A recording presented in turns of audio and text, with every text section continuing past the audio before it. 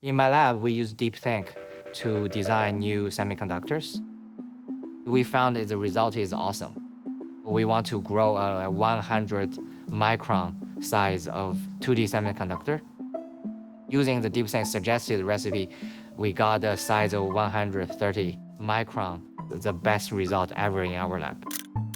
As silicon reaching its theoretical limit, my lab, using DeepSync, is working with new materials in the 2D space. Two-dimensional material is a family of material that has one molecular thickness. It's a natural choice for futuristic electronics because its thickness is extremely small. So growing two-dimensional materials is challenging. The challenge is how we choose the parameters. You have to tune the gas flow, and also we are using a furnace to heat it up.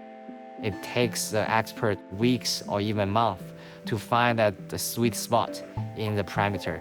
DeepSync not just give a temperature number, but give a whole thermal profile. It's accumulated the recent advances in science. I feel very excited. This is just the beginning. DeepSync API opens a new door to automate many of the current instruments.